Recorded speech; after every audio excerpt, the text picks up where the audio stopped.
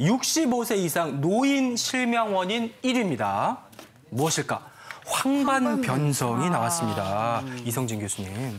네, 요즘 황반변성 크게 문제가 되고 있어요. 아, 그래요? 네, 예전에는 미국, 유럽 실명 1등 질환인데 우리나라도 벌써 65세 이상 실명 1등 질환이 됐으니까 우리도 많이 바뀐 거죠. 이 황반이라는 곳은 제가 우리 눈을 카메라에 비유했을 때 필름이 벽지처럼 발라져 있고 그 중심부에 초점이 맺힌다고 했는데요. 사물이 맺히는 중심부가 바로 황반이고요. 저렇게 빛이 들어와서 일을 하고 있는데 그때 그 바닥이 망막의 바닥이 두꺼워지게 되고요. 망가지게 되면 비정상적인 혈관이 망막 쪽으로 뚫고 들어와서 저기서 피가 나거나 그래서 시력을 잃게 되는 그런 병입니다. 아까 제가 그 교수님한테 여쭤봤잖아요. 그 어떤 증상이 나냐고 그랬더니 이 벽이 이렇게 휘어져 보인다고 그랬는데 그게 맞나요, 교수님? 네, 황반에 문제가 생기면 내가 보려고 하는 그 부위의 선이 휘어져 보이고요. 그림자처럼 가려 보일 수도 있습니다. 그래서 이 두 가지 증상이 있는 분들은 내 눈 황반에 이상이 생겼을 수도 있구나. 한번 생각해 보셔야 합니다. 여기서 또 이제 직접 황반 변성인지 아닌지 테스트해 볼 수 있는 방법이 있다고 들었어요. 이주연 교수님. 네, 이 바둑판처럼 생긴 이 검사 용지를 아마 받으셨을 텐데요. 이 그림에서 보시는 것처럼 이 처음 검사를 시행했던 그 의사의 이름을 따서 암슬러 격자 검사라고 이야기를 하고 있습니다. 보는 종이처럼 생겼네요. 네. 검사 방법은 이 책을 보는 거리에서 한쪽 눈을 가리고 가운데 중심 부위를 쳐다보게 되겠습니다. 그러니까 시청자 여러분들도 같이 그 그림을 보면서 검사를 진행해 보시기 바랍니다. 가운데를 가려서 보시고 저 격자를 점을 보면 그렇습니다. 가운데 부위가 가려져 보이지 않는지, 전체적으로 흐려져 보이지 않는지, 그리고 주변부가 휘어져 보이지 않는지 등의 증상을 느끼시면 될 것 같습니다. 만일 이 격자 무늬가 휘어져 보이거나 내 얼굴이 나오네 갑자기. 검게 가려져 보이는 부위가 있다면 우리 눈의 황반이라고 하는 부위에 문제가 생긴 것이 되겠습니다. 동공을 통해서 들어온 빛이 망막의 벽지 부분에 위치하는 한 점에 초점을 맺게 되는데 이 부위가 바로 황반이 되겠고 다른 부위보다 진한 갈색으로 되어 있는 부위가 되겠습니다. 이 황반의 실제 크기는 이 볼펜 자국만한 0.5mm 정도의 크기인데 이곳에 이제 시각 세포들이 무려 600만 개의 세포들이 위치하고 있습니다.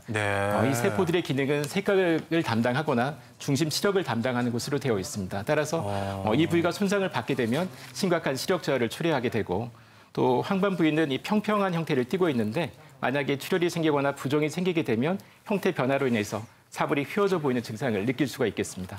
근데요, 교수님, 저는 사물은 안 휘어져 보이는데 겉에가 약간 찌그러져 보이고 약간 뿌옇더라고요. 이거는 황반인가요?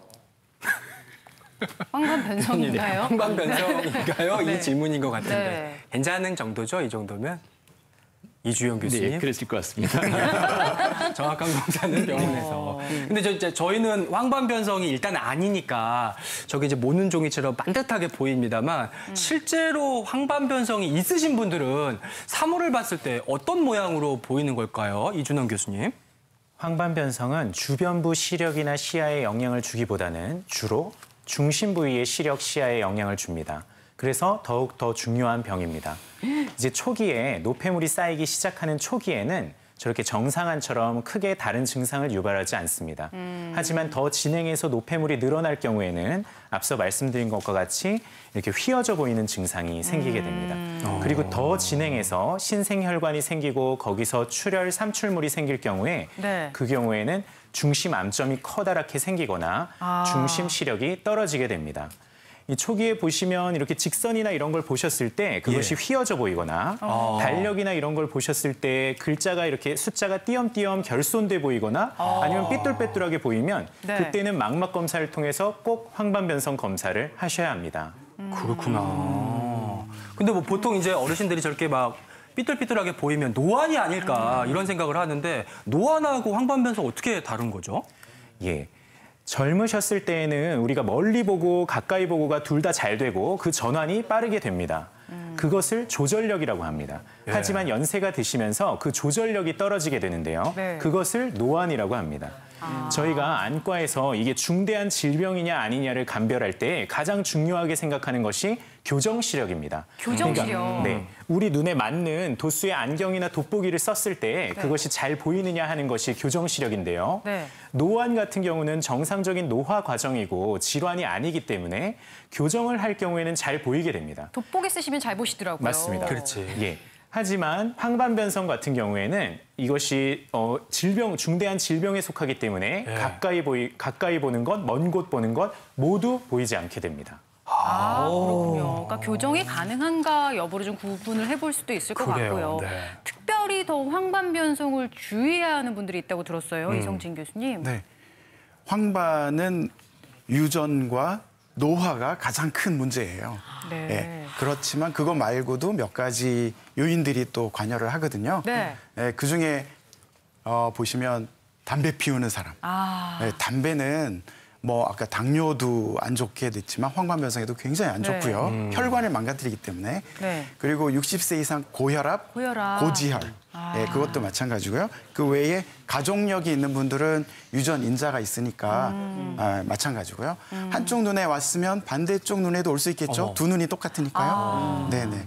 그거 외에도 뭐 채식하시는 분들이 훨씬 더 덜 생긴다고 하는 보고도 있습니다. 그래요. 해당되시는 분들은 좀 각별히 조심하셔야 될 것 같은데 제가 듣자 하니까 황반변성도 건성이 있고 습성이 있다고 그러더라고요. 이게 어느 게 더 위중하고 안 좋은 거예요?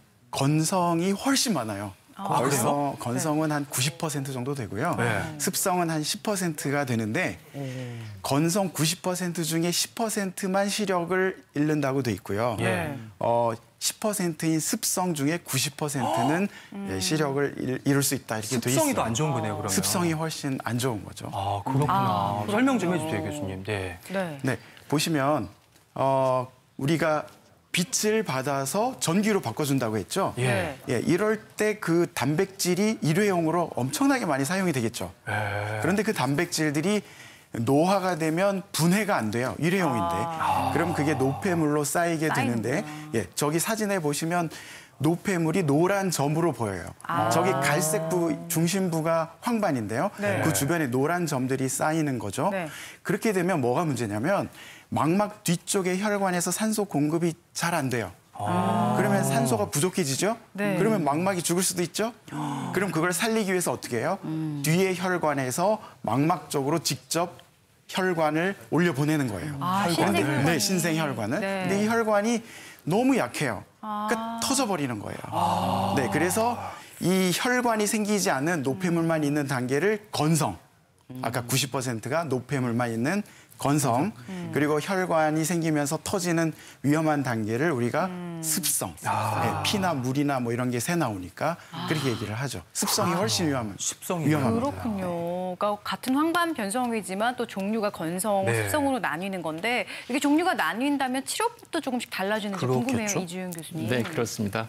이 황반변성을 진단받는 경우에 위험인자로 알려져 있는 흡연과 또 과도한 자외선 노출을 피할 수 있도록 교육을 하게 되고 망막 출혈이라든지 부종이 동반되는 습성 황반변성을 진단받게 되면 현재는 안군의 주사 치료를 시행하는 것이 현재의 표준 치료로 되어 있습니다. 그래서 눈 상태에 따라서 짧게는 한 달, 길게는 수개월 간격의 반복적인 주사 치료가 필요하겠습니다. 그리고 눈 상태에 따라 또는 동반된 이상 여부에 따라서 레이저 치료를 시행하거나 또는 수술적인 치료가 필요한 경우도 있을 수도 있겠습니다.